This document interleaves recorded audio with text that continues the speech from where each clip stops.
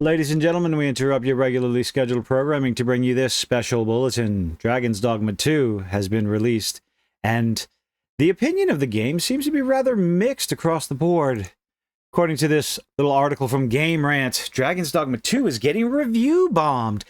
Now, imagine the idea that someone purchases a game, finds out a few things about it, and then decides to give a negative review, and then more and more people give that, to the point where last time I checked on Steam, there were more negative reviews than positive, putting it at a mixed review status.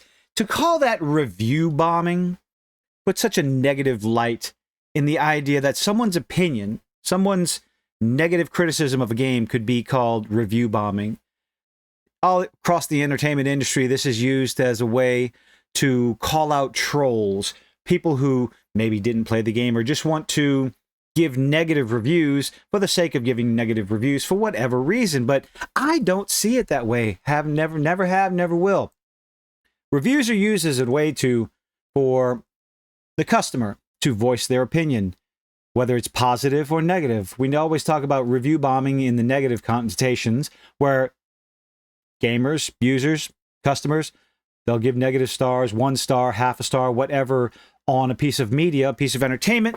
And if it's too many, well, obviously that's review bombing. But heaven forbid we actually look at the 10 stars, the 5 out of 5s, 10 out of 10s, and all that stuff, and call that review bombing. But that's a whole different story. Dragon's Dogma 2 is being review bombed, of course it is, due to performance issues. Now, from my understanding, there's this lovely little anti-cheat program called Denuvo that gamers really don't like it. Oh, it's only the people who don't want to pay for it. No, it's been shown numerous times how Denuvo anti-cheat can really wreck the performance issues of a game. There are gamers who will refuse completely and totally to purchase a game if it has Denuvo anywhere around it. Other issues, limited save system. I did some research on this, did some checking. You are very limited on the number of characters you have, the limited save, only 1 save. But that's not really it's not really the reason why I'm a little miffed by this game. And for me, I will not be purchasing this game, not even to talk about, not even to review. I do have the original Dragon's Dogma. I'll be checking that out. But my issue is the microtransactions. And I have personal reasons for this. I have a deep-rooted, almost molecular level of distaste for microtransactions, especially when it comes to a $70 game, a premium price tag game, inserting ways for you to spend extra money just to make the game a little bit easier, a little quality of life, you can call it that. We'll go over the list in just a moment, but the idea that, first of all, you're going to charge $70 for the game, everything should come with it. There should be no ability for pay to win. Now, the defense on any and all of this has been that I've seen is that, oh, it's optional. Yes, I'm aware. Most microtransactions really genuinely aren't optional.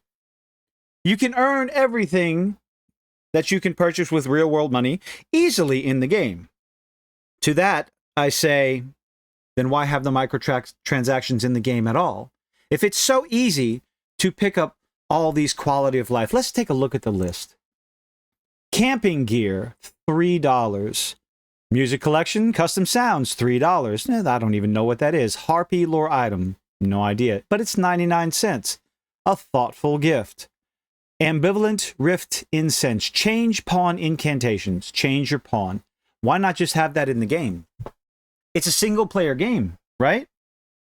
There's no extra stuff. Why would you charge for any sort of quality of life adjustment, change, or whatever? A character editor, warp location marker, fast travel for $3 anytime you want to.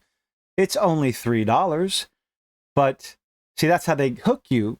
Once you start spending money on these things, and there have been talks and other videos made about this across the internet, across YouTube, where the first thing you do, you hook someone in with a low-cost microtransaction, and then after a while, they get used to that comfort. They get used to the ease of just putting in another 99 cents. Restore the dead to life. Points to spend beyond the rift. All these things. Rift crystals. I don't even know what those things are, and I really don't care anymore. Microtransactions are the bane of any and all video game.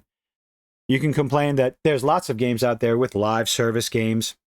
I like to use Fortnite as the example for me, which I consider to be probably one of the most perfect microtransaction-filled games, because there is absolutely zero amount of money you can spend on Fortnite that will give you any sort of extra leg up on anyone else. There's no amount of money you can spend on the game that will make it easier, make it more convenient, make it faster.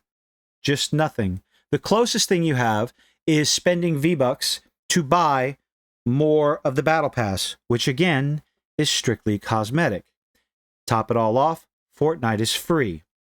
Yet here you have a $70 game, Dragon's Dogma 2, that I'm sure is, as far as gameplay, story, gameplay loop, fantastic. I'm sure a lot of people will love it, and I'm probably rubbing some people the wrong way. I do apologize. But again, my distaste for microtransactions is extremely personal. Camping gear. The idea that you can spend money on any of these things is absolutely ridiculous. Like I said before, you can get them much easier in the game for free, then why have the microtransactions to begin with? I was on the verge of going on a nice, long, heated rant, emotional rant, but I managed to calm myself down. I spent many, many years ago, spent entirely too much money, basically addicted to microtransaction-filled game. Games like this automatically get a no from me. And until more and more gamers start saying no to these games like this, they will continue to be filled in the games that we love. The publishers, the developers, the board of executives will continue to find ways to put this money into their game just to make that extra little cash. Because if you get one, you get 100, just get that little bit of extra cash, that ongoing revenue, until we start closing our wallets and saying no to these games completely and totally, regardless of just how entertaining and just how fun they might be. Close your wallets and say no. This will never end. And I've heard a lot of good things about this game. A lot of people are excited. And it looks like I will not be playing it whatsoever, simply because of this lovely little page right here. 21 separate microtransactions. How repeatable are they? I don't know. Let me know in the comments. Thank you for making it this far. Leave a like, leave a dislike. I'm sure I'll get a lot of discussion, but I'm always open to discussion. Leave it in the comment section. Have a good one.